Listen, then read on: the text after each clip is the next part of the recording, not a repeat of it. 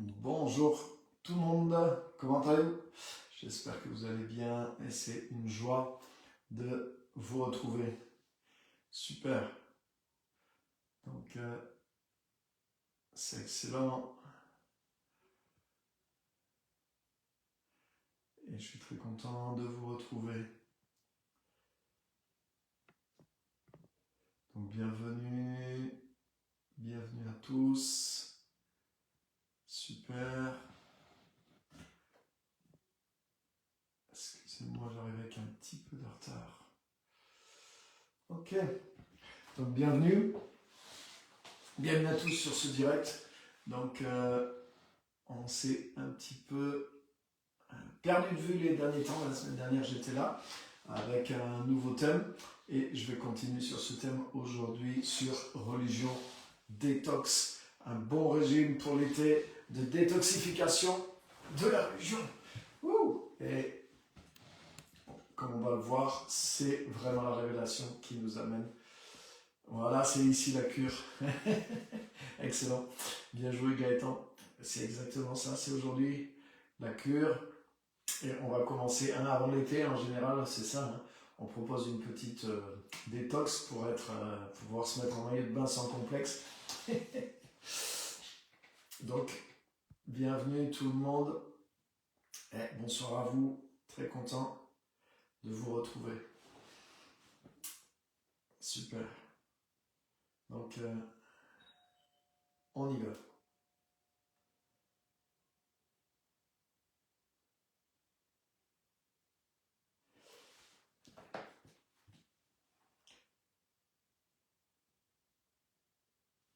Donc, bienvenue tout le monde sur ce direct.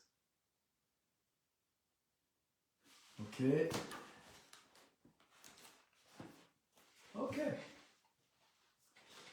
Donc, c'est bien ici la cure. Voilà, excusez-moi parce que j'ai des... Voilà, ça y est. On est bon.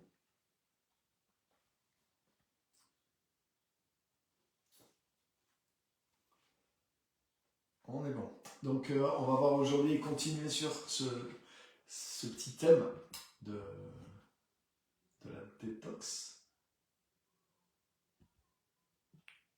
Voilà. Et on sera prêt pour cet été, pour être en pleine forme. Donc il y a beaucoup de choses à dire sur ce sujet. Donc je suis en train d'écrire sur ça. Donc j'ai beaucoup de matières premières dans ma matière grise. Et donc je vais vous donner quelques points clés, des choses qui m'ont beaucoup changé, qui m'ont beaucoup apporté personnellement. Donc en fait tout ce que j'essaye de partager, c'est des choses en général qui sont, ouais, en tout cas 95% de ce que je partage, c'est des choses qui m'ont révélé, transformé, amené un plus dans ma vie réellement. Donc c'est des choses éprouvées. C'est pas juste des théories ou il peut y avoir des sujets bien sûr qui sont des sujets purement bibliques, hein, sur lesquels on n'a pas de retour ou d'expérience parce que ça s'est passé il y a longtemps, etc. Mais en général, tout ce que je partage, c'est il y a eu une application dans ma vie, il y a eu quelque chose, et donc je sais que c'est des choses qui vont vous permettre de progresser. Donc c'est mon but vraiment de pouvoir vous aider aussi. Si vous êtes comme moi, si vous avez les mêmes luttes, c'est ça, on est humain, on passe par les mêmes choses, on passe par en général. Et voilà, je veux vous aider au travers de la parole, de mon expérience et de la compréhension que j'ai aujourd'hui de la parole de Christ, du mystère de Jésus-Christ, pour vous amener plus loin dans votre propre expérience avec le Seigneur. Donc bienvenue à tous, en tout cas sur ce direct, et notre thème aujourd'hui, c'est religion détox. Donc se détoxifier de toute la religion.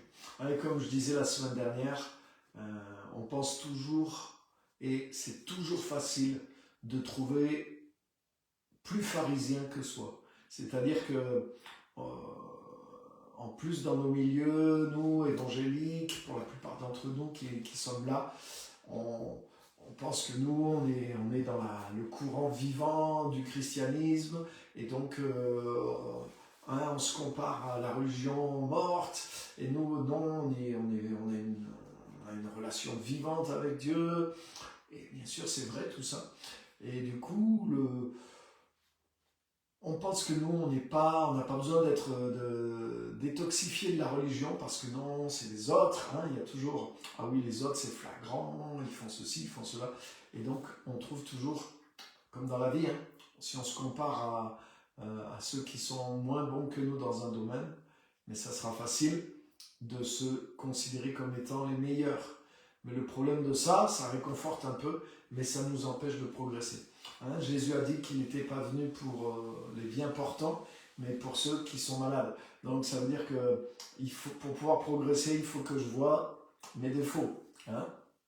Et donc là, le thème, c'est de comprendre que dans le bon côté qu'on a, d'être en crise, d'être passionné, de tout faire et de se donner à fond pour Christ. Mais la contrepartie de ça, des fois, c'est que de la tradition d'église, de la tradition légaliste, de la religiosité s'installe en nous, et c'est pour ça qu'on a besoin d'une bonne cure de désintoxication. Donc, bienvenue. Ah, le son est faible. Je ne peux pas faire beaucoup mieux, à part parler plus fort. Donc là, est-ce que ça va mieux? Voilà, j'ai rapproché un petit peu l'appareil. Ok? Donc, on va voir quelques points clés aujourd'hui qui vont nous permettre de nous détoxifier un petit peu plus et de pouvoir aller de l'avant. Donc, je voudrais vous montrer quelque chose dans les évangiles.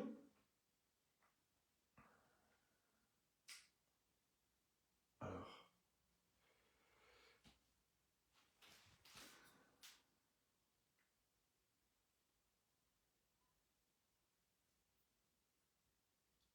c'est dans Matthieu, voilà, chapitre 11 et au verset 16. Matthieu chapitre 11, verset 16. Donc bienvenue à tous, bienvenue Christiane, Pasteur Simone, Geneviève, Christophe, Gaëtan, tous ceux qui arrivent, ceux qui sont connectés, merci de votre fidélité, merci d'être là. N'hésitez pas à partager et on rentre dans le vif du sujet d'une bonne détox de la religiosité aujourd'hui et on va lire Matthieu 11 à partir du verset 16. Donc Jésus est en train de parler de Jean-Baptiste et il dit que non, Jean-Baptiste est un grand prophète et qu'il a une place extraordinaire dans l'histoire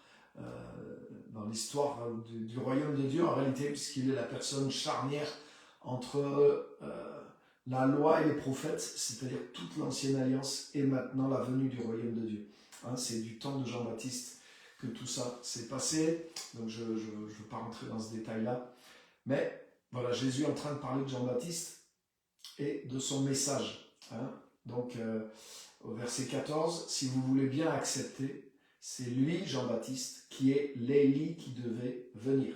C'était une prophétie du prophète Malachie qui disait qu'avant que le Seigneur vienne en personne, Élie allait revenir. Donc, Jésus dit que cette prophétie s'est accomplie, puisque c'est lui, le Seigneur, qui devait venir, Jésus. Et juste avant la manifestation de Jésus, en tout cas dans son ministère, mais Jean-Baptiste apparut. Et si vous lisez de près, vous verrez que c'est tellement précis la parole de Dieu, que lorsque son père Zacharie, vous vous rappelez le père de Jean-Baptiste qui a été muet jusqu'au jour de la naissance de Jean-Baptiste parce qu'il n'a pas cru au miracle. Mais quand il a prophétisé ensuite sur Jean, etc. Et il y avait une prophétie aussi qui avait été donnée sur Jean-Baptiste et qui disait qu'il serait rempli de l'esprit et de la puissance d'Élie. Donc Jean-Baptiste était rempli de la puissance d'Élie dès le ventre de sa mère. Et il est dit aussi que Jean-Baptiste, quand il a commencé son ministère, il vivait dans les déserts et qu'il était revêtu d'un vêtement fait en peau de chameau très tendance, et d'une ceinture de cuir autour des reins. Mais si vous lisez dans le livre des rois, ce qui concerne Élie, vous allez voir que Élie était habillé exactement de la même façon que Jean-Baptiste. Waouh! Lui aussi, il portait un vêtement de poil de chameau, fait en peau de chameau, et une ceinture de cuir autour des reins. Donc, non seulement Jean-Baptiste était rempli de la puissance et de l'esprit d'Élie dès le ventre de sa mère, mais il était habillé exactement pareil que lui. Donc, il n'y avait pas de photo à l'époque. Donc, quand les gens ont vu Jean-Baptiste, mais ils connaissaient l'Ancien Testament et ils voyaient Élie. Et puis, c'était le même type d'homme qui part dans les déserts, fougueux, impétueux, habillé de la même façon et en plus étant le même esprit. Donc, Jean-Baptiste a vraiment accompli cette prophétie qui est une des dernières prophéties de l'Ancien Testament que vous trouverez à la fin du livre de Malachie. Donc, waouh, vous voyez, c'est merveilleux l'inspiration qu'il y a dans l'Écriture. Et donc là, Jésus dit ça, c'est lui qui est l'Élie qui devait venir. Que celui qui a des oreilles pour entendre, entende. Maintenant, regardez bien. Verset 16. À qui comparerai-je cette génération? Elle ressemble à des enfants assis sur des places publiques et qui s'adressent à d'autres enfants. Ah oui, Gaëtan, incroyable. Amen. T'as vu, c'est l'inspiration de l'Écriture. Waouh. Vraiment, vraiment, vraiment, vraiment précieuse. Et en plus, c'est une des dernières prophéties de l'Ancien Testament. C'est-à-dire l'Ancien Testament finit en annonçant la venue d'Élie. Et le Nouveau Testament débute en disant Jean-Baptiste parut et il prêchait dans le désert. Donc le lien est total, quoi. Ça aussi, c'est la merveille de la parole de Dieu. Mais j'avance. Donc verset 16, Jésus, donc il parle de Jean-Baptiste, de son ministère, et il dit ceci, à qui comparerai-je cette génération? Donc la génération dans laquelle Jésus était, une génération qui a connu justement l'accomplissement de cette prophétie. Non seulement Élie est revenu, mais la prophétie disait que Élie allait venir juste avant le Seigneur. Et comme disait le prophète Malachie aussi, et juste à ce moment-là, entrera dans le temple le Seigneur que vous cherchez. Donc c'est une annonce du Seigneur lui-même, Dieu lui-même, le Messie, Dieu fait homme. C'est un peu sous-entendu dans cette prophétie. Wow. Donc Jésus est en train de dire cette génération, mais c'est incroyable parce que cette génération, elle a vu ces deux accomplissements extraordinaires sous ses yeux. Et donc Jésus dit, à qui comparerai-je cette génération? Elle ressemble à des enfants assis sur des places publiques qui s'adressent à d'autres enfants en disant, nous avons joué de la flûte, nous vous avons joué de la flûte et vous n'avez pas dansé. Nous avons entonné des chants funèbres et vous ne vous êtes pas lamentés. En effet, Jean est venu, il ne mange pas, il ne boit pas, et on dit de lui, il a un démon. Le Fils de l'homme, donc c'est Jésus, lui, il est venu, il mange et il boit, et on dit, c'est un glouton et un buveur, un ami des collecteurs d'impôts et des pécheurs. Mais la sagesse a été reconnue juste par ses enfants. Waouh! Donc, Jésus, qu'est-ce qu'il est en train de faire? Jésus, dans ce passage, il est en train de décrire, voilà, il raconte une parabole qui est sur deux types de personnes et de réactions, et ça correspond à Jean-Baptiste et à son ministère, et d'un autre côté à Jésus et son ministère. Et Jésus dit que le ministère de Jean-Baptiste qui était quelqu'un d'austère, qui vivait dans le désert, et lui il préparait la venue du Seigneur. Donc il a prêché un message qui disait aux gens, vous devez passer par le repentir, vous devez prendre conscience de vos erreurs, de vos fautes, et vous devez demander pardon et revenir à Dieu. Parce que celui qui vient derrière moi est plus puissant que moi. Moi, je vous baptise dans l'eau, mais lui, il vous baptisera dans le Saint-Esprit et dans son feu. Donc, Jean-Baptiste est venu Et il prêchait un seul message: revenez vers Dieu, prenez conscience de vos fautes, abandonnez vos fautes et demandez pardon et recevez le baptême d'eau pour être pardonné et purifié de vos fautes. Donc, Jean-Baptiste, il prêchait un message un peu difficile, hein, et pas joyeux finalement. Son message, c'était faire le point sur soi et voir nos fautes, voir nos péchés, hein, et passer par le remords et la repentance et demander pardon à Dieu. Donc c'était le message de Jean-Baptiste. Et c'est pour ça que Jésus dit, ce message de Jean, il ressemble, hein, à des enfants qui viennent sur la place et qui chantent un chant triste, un chant funèbre. Et il dit, voilà, Jean-Baptiste, son ministère, c'était comme ce chant funèbre, ce chant qui appelle à pleurer sur ses fautes, à se lamenter, à reconnaître nos torts, à faire deuil. Et Jésus dit, ce chant est venu, il y a des enfants qui sont venus sur la place, ils ont entonné un chant funèbre, mais personne n'a pleuré. C'est-à-dire personne n'a réagi. Et puis après ça, Jésus continue sa petite histoire, il dit, il y a un autre groupe d'enfants qui vient, et puis eux, c'est un chant joyeux, il faut danser, il faut se réjouir, il faut les suivre, tout en marchant et en dansant. Et il dit, mais personne ne s'est réjoui, personne n'a bougé non plus. Donc les gens étaient indifférents. Donc quand c'était un message triste, ils disaient, c'est trop triste. Et quand c'était un message joyeux, les gens disaient, c'est trop joyeux. Et c'est ce que Jésus dit, Jean-Baptiste est venu, il est austère, il ne mange pas, il ne boit pas, il prêche la repentance, il vit dans les déserts. Les gens disent, ouais, non, lui, il est extrême. Et il a un démon, il a un problème. Et comme ça, les gens se défaussent de toute responsabilité, ils n'écoutent pas son message. Et Jésus arrive juste après, et Jésus, lui, il est dans le contraire. Jésus, il mange, il boit, il festoie, il est l'ami même des pécheurs. Et il les amène dans une joie, il leur révèle le royaume. Et le changement que Jésus amène, c'est pas du tout le même que celui de Jean-Baptiste. Il n'amène pas un regard sur soi, il n'amène pas une prise de conscience sur soi, mais il amène une prise de conscience sur Dieu. Il amène une prise de conscience sur la grâce de Dieu maintenant, sur les temps du royaume qui sont arrivés et qui sont ouverts. Et le message de Jésus, il communique non pas la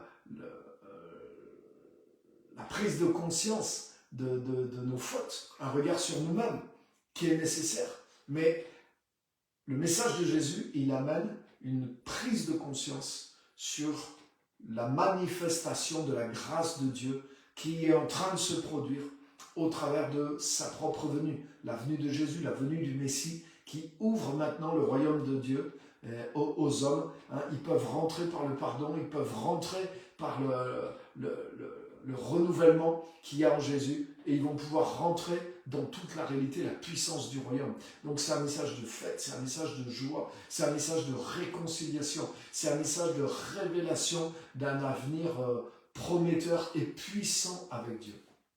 Mais Jésus dit, ce message qui est comparable à des enfants qui jouent des danses et des chants de joie, les autres enfants sur la place n'en ont pas voulu. Et ils ont dit, ah ouais, mais ce Jésus, lui, il mange, il boit, c'est un glouton, c'est un fêtard, c'est un ivrogne, il est dans le compromis, hein, il est avec les gens de mauvaise vie. Donc, ils n'ont pas écouté. Hein, et Jésus dit, mais la sagesse de Dieu a été reconnue par ceux qui sont ses enfants. Et la sagesse de Dieu, elle était dans les deux en réalité. Parce que quand Jean-Baptiste est venu, il fallait le suivre. Et lui, justement, il a amené cette repentance qui nous prépare pour le royaume.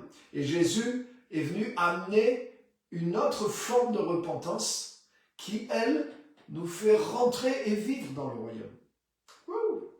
Et il faut savoir que le mot grec dans la Bible, et vous le connaissez parce que je reviens tout le temps là-dessus, le mot grec dans la Bible qui est traduit par repentance, c'est métanoïa.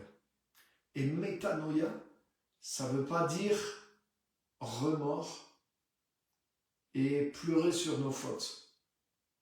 Non, métanoïa, ça veut juste dire changement d'avis, changer d'avis, changer de façon de penser. Donc oui, le message de Jean-Baptiste, il faisait changer la façon de penser des gens concernant eux-mêmes. Et c'était le but de ce message. C'était de provoquer une métanoïa concernant eux-mêmes. Parce qu'ils avaient besoin de faire le point avec eux-mêmes, de réaliser qu'ils s'étaient éloignés de Dieu, qu'ils avaient transgressé les lois, la volonté, l'éthique, les codes de Dieu, et qu'ils avaient besoin d'abandonner leurs mauvaises pratiques et de demander pardon à Dieu.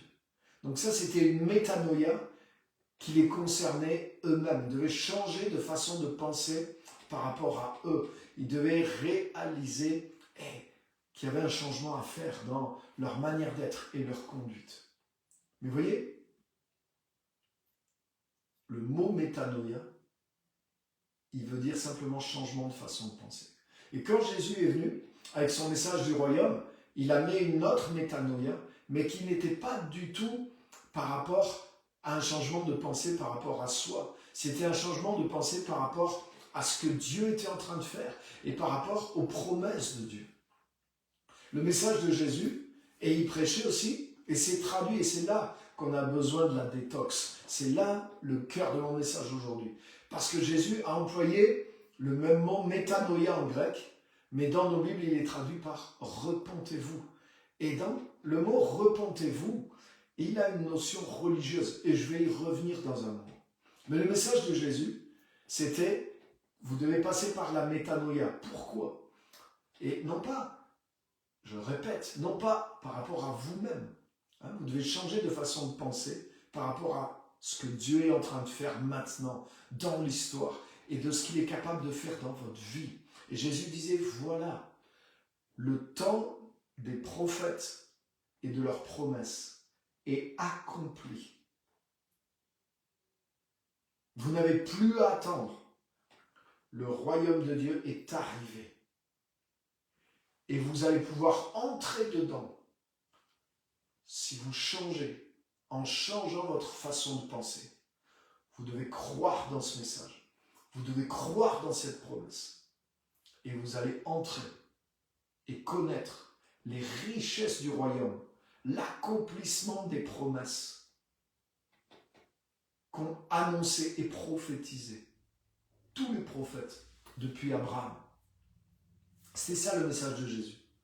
Quand Jésus a prêché son message, Marc chapitre 1, versets 14 et 15, c'est le sens littéral, profond et biblique de son message. Le temps est accompli et le royaume de Dieu est arrivé. Passez par un changement de façon de penser. Autrement dit, restez pas incrédule. Attendez pas encore que les promesses arrivent plus tard. Ne restez plus à attendre. C'est ça le changement de façon de penser auquel Jésus invitait et qu'il prêchait. Métanoïa.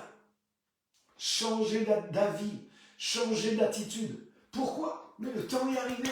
Ça y est, la porte qui était fermée, tout ce qui n'était qu'un espoir, tout ce qui était qu'une prophétie, est accompli maintenant. La porte est ouverte et maintenant, vous devez rentrer. C'est le moment de vous lever et de passer par cette porte. Waouh!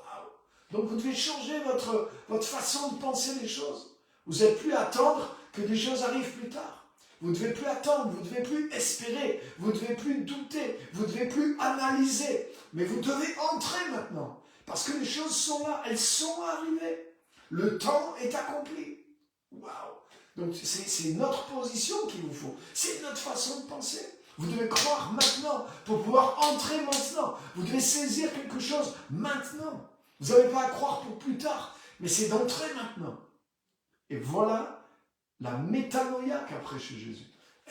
Autrement dit, il y a une danse qui est en train de se jouer, mais il faut danser. Il y a une musique dansante. Vous devez réagir par rapport à la musique qui est faite. Quand Jean-Baptiste est venu, c'était une musique triste, une musique où il fallait pleurer, une musique où on rentre en soi-même et on se rend compte de choses et on vide son sac. Une certaine nostalgie dans la musique. C'est le moment de se lamenter, de pleurer. Et maintenant, le Fils de Dieu est venu, le Fils de l'homme est venu, et lui, son message, waouh, il annonce l'accomplissement dans lequel on peut rentrer. Donc c'est une musique qui est pleine de joie, pleine de rire, pleine de danse, qui nous fait bouger, qui nous fait sortir de nous-mêmes, au contraire. C'est plus le moment de rester en soi-même, c'est le moment d'entrer dans quelque chose qui nous arrive dans l'histoire, dans le temps présent. Waouh! Donc là, il fallait bouger en accord avec cette musique. Donc ça veut dire le message que Dieu, la métanoïa, c'est de réagir en accord avec la musique que Dieu est en train de nous envoyer. C'est quoi la playlist de Dieu? Waouh! Sur la playlist de Dieu, ben ça a commencé avec Jean-Baptiste. Mais ensuite, dans sa playlist, ça a continué avec le message de Jésus. Et c'est pas pour dire, ouais, il faut danser, alléluia. Non, il faut rentrer dans une autre perspective et comprendre que les promesses sont accomplies, que le royaume de Dieu est pour nous maintenant et qu'on peut rentrer dedans. Et vous savez ce qui s'est passé? Comme dit Jésus, mais les gens sont restés fermés. Ils ne se sont pas lamentés au message de Jean-Baptiste, du moins pour beaucoup. Et en tout cas, les mêmes qui ne se sont pas lamentés pour Jean-Baptiste, ils n'ont pas cru et ils ne se sont pas réjouis non plus du message de Jésus. Par contre, ceux qui se sont lamentés au message de Jean-Baptiste, ils savaient qu'il y avait une promesse. Celui qui arrive derrière moi, lui, il va vous amener vraiment dans les réalités spirituelles. Moi, c'est dans l'eau. Mais lui, c'est dans l'esprit qui va vous plonger. Donc, il va vous amener dans la réalité. Donc, ceux qui ont cru en Jean-Baptiste, ils s'attendaient à Jésus. Et quand ils ont vu Jésus arriver, et que Jésus leur a annoncé maintenant, moi, ma métanoïa, c'est de croire et de rentrer dans ce que Dieu est en train de faire pour vous dans le présent, et de rentrer de tout votre cœur, parce que les bienfaits, les richesses du royaume de Dieu sont là. Il y a le pardon, il y a le Saint-Esprit, il y a la guérison, il y a le miracle, il y a la puissance de Dieu, il y a l'amour de Dieu, la connexion avec lui, la recréation, en finir avec l'oppression du diable, du monde, du péché, de la chair, de la culpabilité, des tensions, mais une liberté totale avec Dieu instantanément. Vous allez être purifié en un seul coup, en un seul jour, par l'œuvre de la croix. Vous allez être régénéré, recréé et assis en union avec Dieu dans les lieux célestes. Vous allez vivre le banquet des noces, vous allez devenir un avec l'époux, vous allez être libéré de tout joug qui vous tenait éloigné de Dieu. Waouh, par grâce. Donc changez votre perspective, changez votre manière de penser. Et c'est ça l'évangile. Et c'est ça la métanoïa à laquelle Jésus nous a appelés. Alors pourquoi on a besoin de détox? Parce que dans nos Bibles, et surtout dans nos esprits religieux également, c'est traduit par le mot métanoïa, qui veut dire changement de façon de penser. Vous voyez combien ils peuvent être très différents dans ces deux types de métanoïa. Elles sont opposées l'une à l'autre. Il y en a une, c'est le deuil, et l'autre, c'est la danse. Quelle différence! Mais pourtant, les deux, c'est une métanoïa. Mais dans nos Bibles, et avec l'esprit religieux qui accompagne le message des fois. Et souvent, c'est traduit par repentance. Et repentance, vous savez, le grec est traduit en français. Le Nouveau Testament grec et l'Ancien Testament hébreu est traduit en français. Mais ce qui s'est passé dans le temps, c'est qu'il a été traduit en latin et ensuite il a été retraduit du latin en français. Le grec a été traduit du latin et le latin a été retraduit du français. C'est vrai pour beaucoup de passages. Et des mots qu'on emploie même en traduisant des fois directement du grec, mais des fois, c'est des mots qui sont passés par le latin. Et le mot repentance, c'est ça. Ça vient d'un mot, et vous allez le retrouver, qui a donné dans le jargon religieux pénitence. Vous voyez, pénitence? Mais pénitence et repentance, c'est la même racine. Vous voyez, c'est une distorsion du sens. Métanoïa, ça ne veut pas dire pénitence. Faire pénitence, ça veut dire presque payer pour ses fautes. Ça veut dire être dans le regret, être dans le remords. Mais métanoïa, ça ne veut pas dire ça. Métanoïa, ça peut provoquer le remords parfois, parce que c'est une prise de conscience sur soi, mais ça, et même là, c'est pas obligé, ça peut être une prise de conscience au contraire, que j'ai fait quelque chose de bien, c'est de la métanoïa, c'est de la repentance. Par exemple, vous voyez, pour vous montrer comment ça colle plus dans le vrai sens. Parce que si je dis, par exemple, si je disais, admettons que je suis prof, et puis j'ai un élève dans ma classe qui est toujours mauvais, et puis un jour il fait un truc vraiment super. Et là, devant tout le monde, je lui dis, mais bravo, là, Kevin, on va l'appeler Kevin, je lui dis, là, Kevin, tu nous as fait quelque chose d'extraordinaire. C'est vraiment génial, tu as tout juste, tu as 21 sur 20, et tu viens de cartonner, tu viens de faire un truc, vraiment, je suis fier de toi, bravo. Mais mon Kevin, comme il a toujours l'habitude d'être le cancre de la classe, il n'arrive pas vraiment à se réjouir. Et il ne croit pas vraiment. Mais je lui dis, mais si, je t'assure, moi, vous dites ça pour me faire plaisir, mais je suis sûr que c'est pas bon ce que j'ai fait. Et là, qu'est-ce que je lui dis? Je lui dis, mais Kevin, repens-toi. Parce que ce que tu viens de faire, c'est vraiment génial. Oula. Mais vous voyez là, vous voyez qu'il y a quelque chose qui ne va pas. Si je lui disais, non, Kevin, change d'avis, arrête de penser comme ça. Ah oui, là, ça concorde avec le message que je suis en train de passer. Mais si je lui dis, non, Kevin, tu dois croire que tu viens de faire quelque chose de bien, alors repens-toi. Vous voyez, j'emploierai pas cette expression en français. Mais pourtant, c'est celle qui est employée dans nos Bibles à chaque fois que Dieu veut nous dire change d'avis, change ta façon de voir. Donc vous voyez, il y a quelque chose qui ne va pas. Et maintenant, avec ce défaut de traduction, ajouté à l'esprit religieux, mais je vous le dis parce que ça arrive constamment, le message de Jésus qui est dans Marc chapitre, on va le lire, Marc chapitre 1er, qui est celui que j'ai partagé, le bienheureux message, la bonne nouvelle, le message du royaume, que le royaume est arrivé. Et c'est un exemple, mais c'est rempli de choses comme ça. Je vous le lis, vous allez comprendre. Marc chapitre 1, verset 14, c'est le tout début de l'évangile. Merci Gaëtan. Marc 1, 14. Après que Jean eut été arrêté, Jésus alla en Galilée. Regardez, il proclamait la bonne nouvelle du royaume de Dieu et disait, le moment est arrivé et le royaume de Dieu est proche. Changez d'attitude et croyez à la bonne nouvelle. Donc là, ils ont fait un effort. Second 21, parce que à force, les traducteurs évoluent, ils se sont rendus compte que ce mot repentance était biaisé, qu'il avait toujours le sens du remords, du regret, toujours une métanoïa par rapport à soi-même, alors que l'original ne veut pas du tout dire ça. Et là, ils l'ont un peu changé.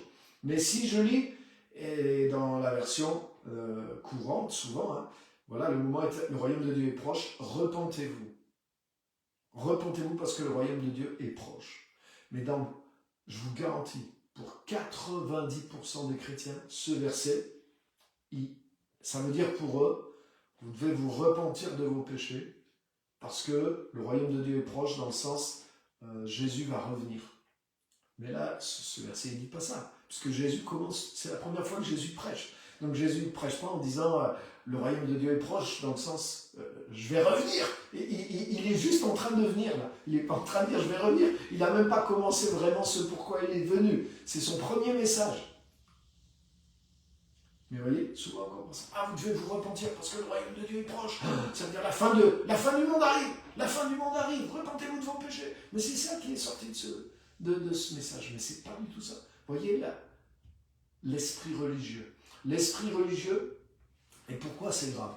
Parce que avec la religiosité, mais vous ne passez jamais de la métanoïa selon Jean-Baptiste à la métanoïa selon Jésus.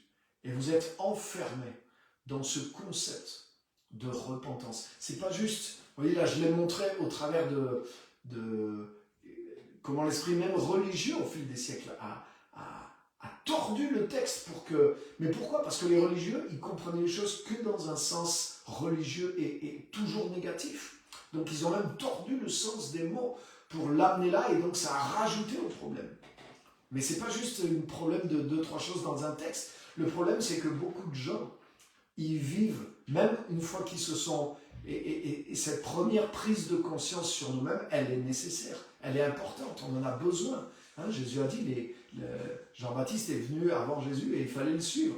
Mais une fois que Jésus est là, une fois que Jésus t'a amené dans le royaume, hein, la métanoïa selon Jean-Baptiste, elle te permet de prendre conscience que tu es loin de Dieu, que tu as dérivé, et de dire, waouh, j'ai besoin de revenir vers Dieu.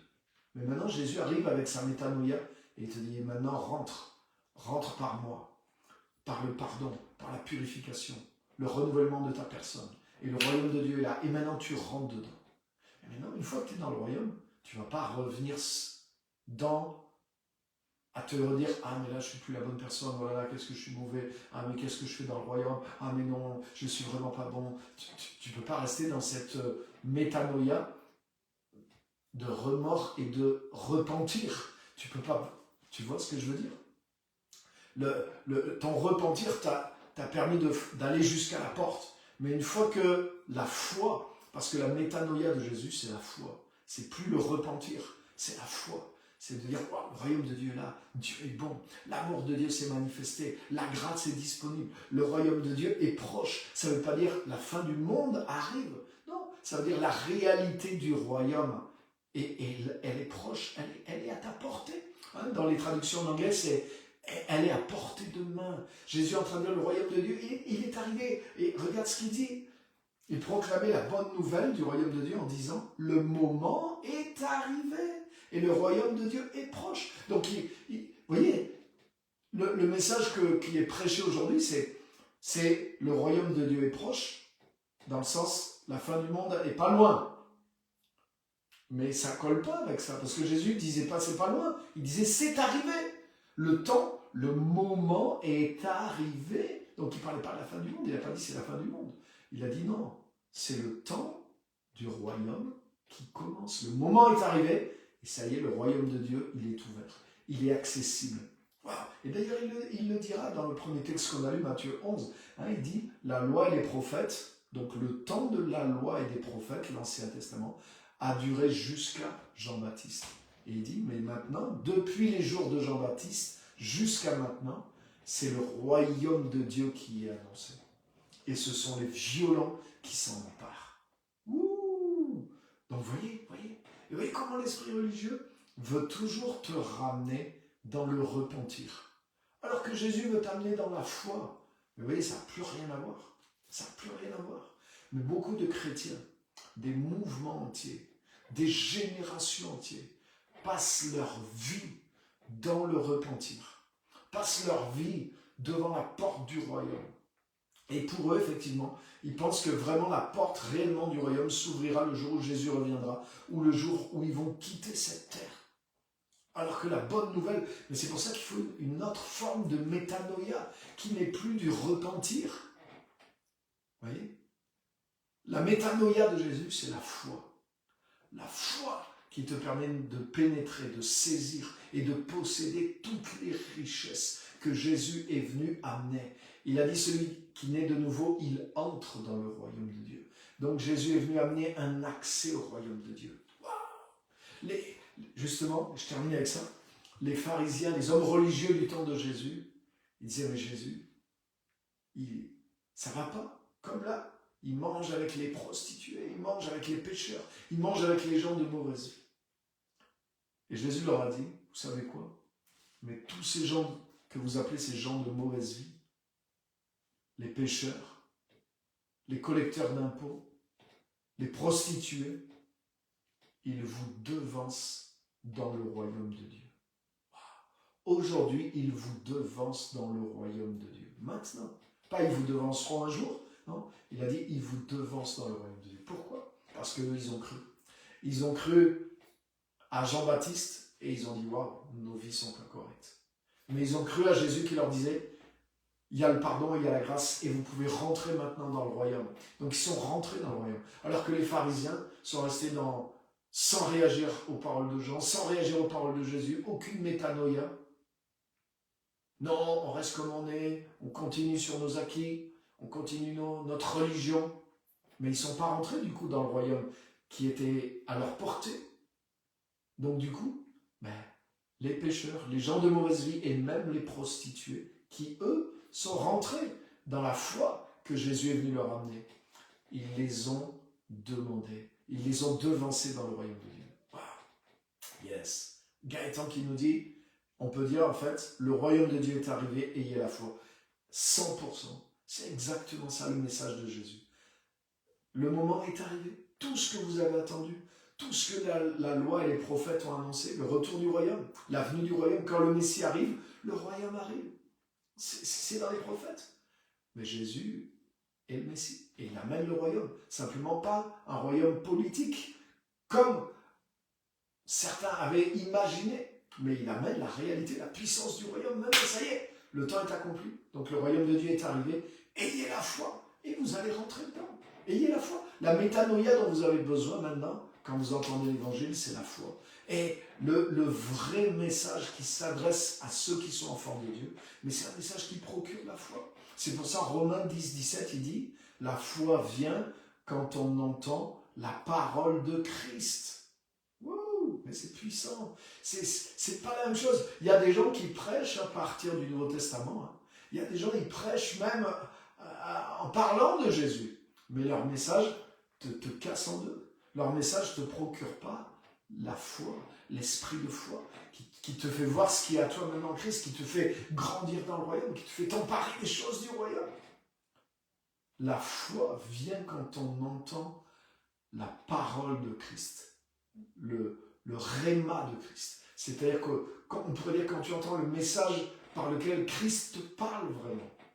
Donc le message de Jésus-Christ lui-même, c'est un message qui procure la foi. Le message qu'on doit prêcher, c'est un message qui procure la foi. Parce qu'on est dans les temps du royaume, on est dans les temps de la foi. Oui, on a eu besoin du message et surtout du repentir pour rentrer là. Et ça peut nous arriver de temps en temps qu'on ait besoin d'une prise de conscience sur soi.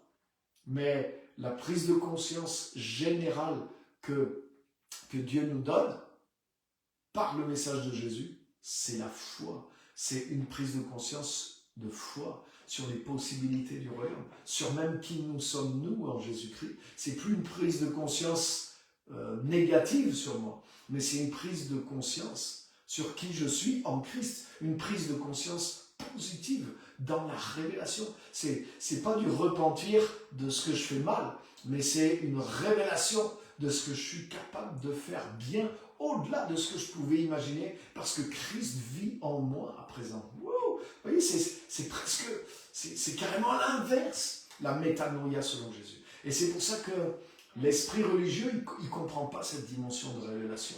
Il ne comprend pas cette dimension de l'esprit. Donc il va toujours te ramener. Et c'est pour ça qu'il y a eu cette mauvaise traduction de métanoïa en repentir, repentance, qui est fausse. Wow. Est-ce que vous voyez? Et wow, on a besoin d'être détoxifié de la religiosité. Et c'est le Saint-Esprit qui nous révèle ces choses. Le Saint-Esprit marche en accord avec Jésus. Le Saint-Esprit marche en accord avec Jésus. Le Père, le Fils et l'Esprit sont un. Donc le Saint-Esprit va marcher en accord avec ce que Jésus a vraiment voulu dire et avec ce qu'il a vraiment fait dans notre vie.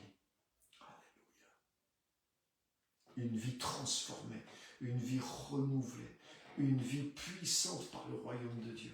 Pas une vie de religiosité, pas une vie où on s'applique des choses extérieurement à soi-même dans l'espoir de plaire à Dieu ou de nous changer, sachant très bien que le fond n'est pas changé. Non, Jésus est venu faire autre chose. Il est venu nous libérer du joug du péché. Il n'est pas venu nous coller des choses extérieures.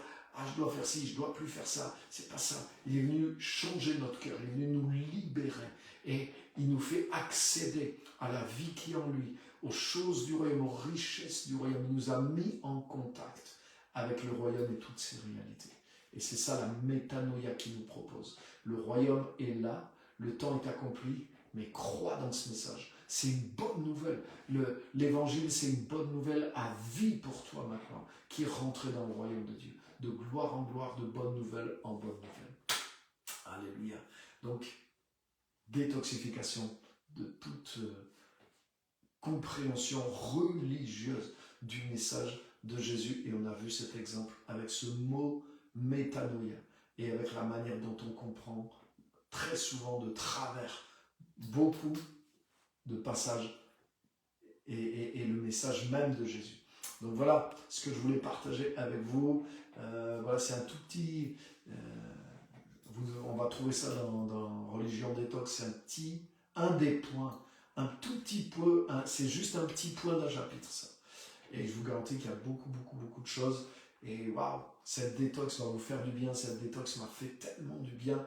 Et il y a tellement de choses profondes dans ce livre-là aussi. C'est un livre qui en vaut plusieurs, parce que vous allez être obligé de le lire plusieurs fois pour vraiment absorber la substance qui est dedans. Donc c'est comme si vous avez 5 livres, parce que vous allez le lire 5 fois. Pour... Donc c'est une bonne affaire.